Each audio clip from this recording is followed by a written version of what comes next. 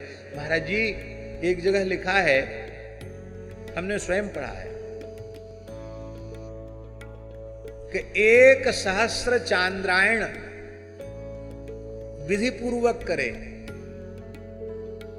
उससे मनुष्य उतना निष्पाप नहीं होता जितना निष्पाप केवल गंगा जल पान का व्रत लेने से हो जाता।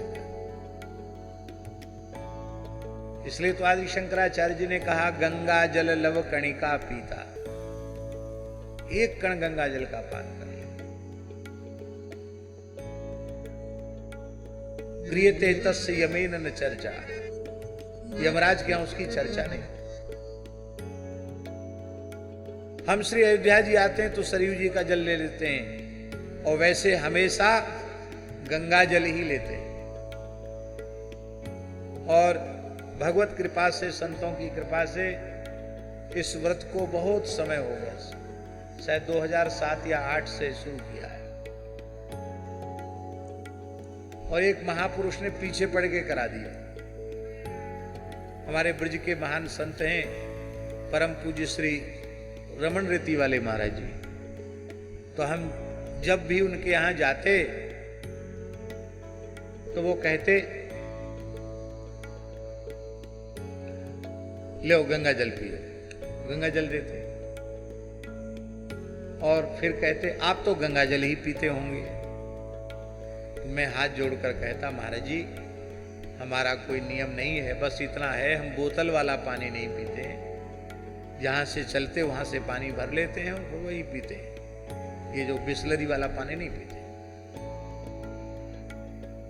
तो बोले, हाँ आपको उपनिषद की आख्यायिका पता नहीं है कि वो है ना एक आख्यायिका, तो ऋषि भूखा प्यासा था तो उसने एक महावत से कुलमासान याचे, उर्द खा रहा था, भीजी हुई उर्द कुलमाश, तो उसने कहा कि हमको दे दो। उसने कहा हमारे जूठे हैं। तो उसको सुनकर के ऋषि ने कहा कि आपद धर्म है, हम तुम्हारा उच्छिष्ट भी ले लेंगे तो उसका प्रायश्चित तो हो जाएगा। उसने कहा ठीक है, हमको दोष नहीं लगता, आप कहते तो ले लो। फिर उसने कहा जल भी ले लो। बोले जल नहीं पिएंगे। क्यों? बोले पानी का ही तो विचार है, किसके हाथ का पानी पिए, किसके हाथ का न पिए। पानी तो अन्यत्र उपलब्ध हो रहा है, अन्न उपलब्ध नहीं हो रहा है। तो बोले पहले जल का ही विचार होता था, अब जल का ही विचार समाप्त हो गया। बोले आपको, हम लोग सब आप पर नजर रखते हैं, आपको आदर्श मानते हैं, आप जो है अब नल वल का पानी पीना छोड़ दो, आप गंगा जल। और फिर कहते हम कुछ नहीं बोलते, हम कैसे नियम लें। तो फिर कहते 2 कैन उठा के महाराज जी की गाड़ी में रख दो। फिर बोले जब खत्म हो जाया करो हमको संदेश दिया करो, यहां से हम भिजवा दिया करेंगे।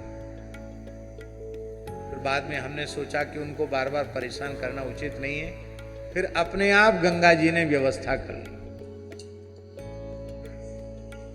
और अब तो गंगा जी ने ऐसी कृपा की है, जहां गंगा जी का कोई बांध ही नहीं है, गंगोत्री से सीधी गंगा जी चलकर आ रही है। एकदम विशुद्धतम गंगा जी का जो दिव्य जल है, अपने उत्तर काशी के ऊपर जो आश्रम है, गंगा जी का सबसे पहला डैम है मनेरी डैम। उसके भी 5-7 किलोमीटर ऊपर गंगा जी ने एक अत्यंत सुंदर स्थल दिया है। तो अब तो अपने राम गंगा जल वहीं से मंगाते हैं। पहले ऋषिकेश से आ जाता था, अब वहीं से मंगाते गंगा जल। गाड़ी चली जाती है, वहीं से गंगा जल आ जाता है, और आनंद से गंगा जल का, गंगा जी की कृपा से व्यवहार हो रहा है। यहाँ सरयू जी का जल पीने को मिल जाता है, सरयू जी की कृपा हो जाती है। बोलो सरयू मैया की। और महाराज जी देखा जाए तो सरयू जी भी ब्रह्मद्रवा हैं और श्री गंगा जी भी ब्रह्मद्रवा हैं। इसलिए वस्तुतः ब्रह्मद्रवत्व धर्म दोनों में एक जैसा है, इसलिए एक स्वरूपा ही हैं। सरयू जी में स्नान का अवसर न मिले, दर्शन का भी स्मरण न मिले, केवल स्मरण करे तो स्मरण करता सद्यः पवित्र हो जाता है। अभी सरयू जी का दर्शन नहीं मिला, सरयू जी के जल का स्पर्श भी नहीं हुआ, अयोध्या आए ही नहीं। दुनिया के किसी कोने में स्नान के समय सरयू जी का स्मरण कर ले तो उसके संपूर्ण पाप नष्ट हो जाते। हमारे पूज्य महाराज जी भक्तमाली जी स्नान करते, देर तक स्नान करते थे। महाराज जी जल प्रिय थे। तो जैसे ही जल सिर पे डालते तो तुरंत कहते अयोध्या सरयूभ्याम नमः, अयोध्या सरयूभ्याम नमः, अयोध्या सरयूभ्याम नमः, ये बोलते थे। और कहते नमो योध्ये पापम नस्त्वम अपाकुरु, नमो योध्ये पापम नस्त्वम अपाकुरु, नमो योध्ये पापम नस्त्वम अपाकुरु। और कहते सरयू देव्यै नमः, अयोध्या देव्यै नमः, अयोध्या सरयूभ्याम नमः, धर्म हरये नमः, बिल्व हरये नमः, चक्र हरये नमः, गोप्रताराय नमः, स्वर्गद्वाराय नमः। इस प्रकार से हनुमते नमः, हनुमत दुर्गाय नमः, नागेश्वराय नमः, मंत्रेश्वराय नमः, क्षीरेश्वराय नमः, मत्तगयंदाय नमः, दुर्गेश्वराय नमः, ये सब स्मरण करते हुए जल छोड़ते।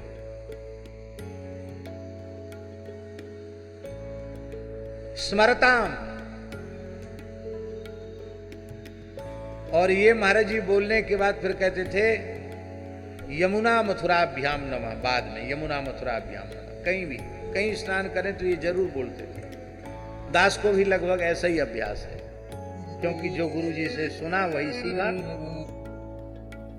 तो स्मरताम, केवल स्मरण करने से पाप नष्ट हो जाते हैं, दर्शन से पाप नष्ट हो जाते हैं। और जो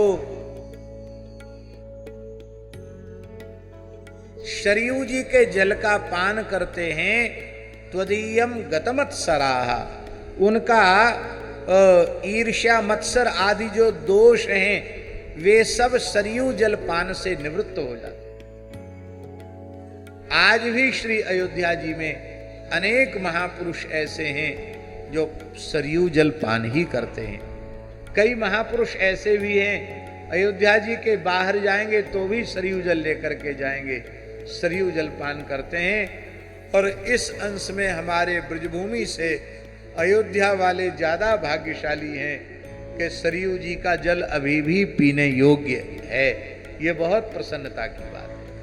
और हम प्रार्थना करते हैं ठाकुर जी से कि ऐसा ही सरयू जी का दिव्य स्वरूप बना रहे।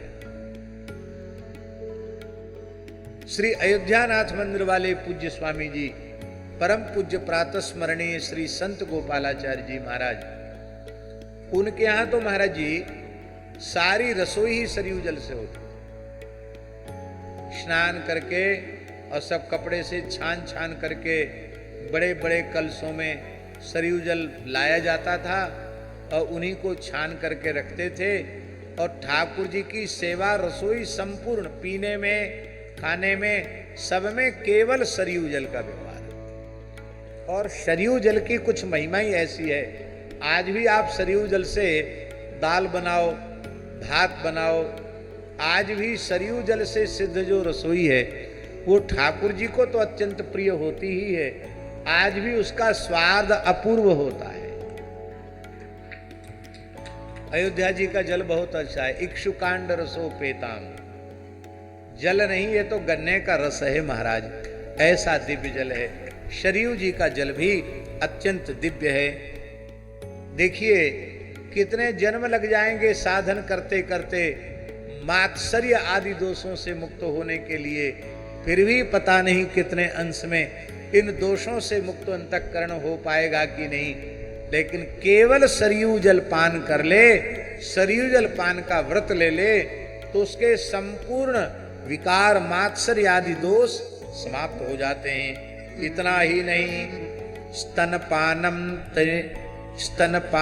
ते न मातुः, स्तनपानम ते न मातुः करिष्यन्ति कदाचन, मनुप्रभृतिभिर्मान्यैर् मानितासि सदा शिवे।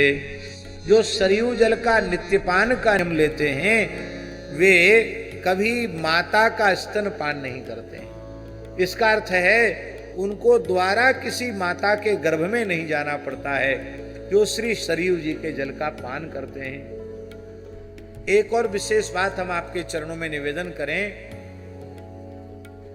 इस पृथ्वी की सबसे पहली नदी सरयू।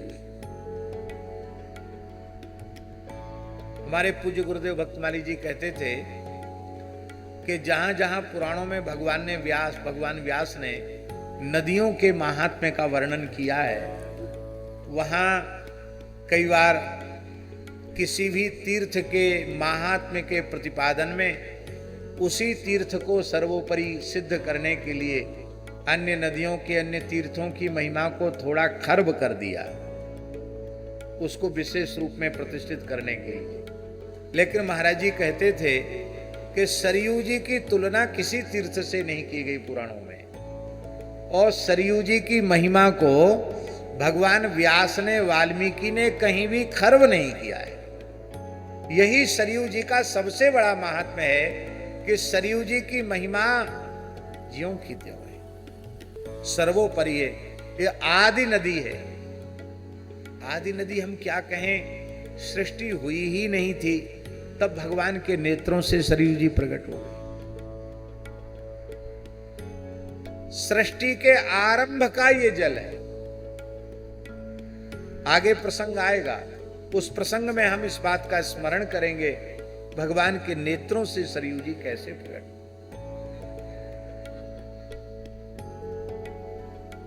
गंगा जी से भी बहुत पहले सरयू जी धरती पर आई। समस्त नदियों की पूर्वजा है सरयू। सबसे पहली इस धरती की नदी है सरयू जी,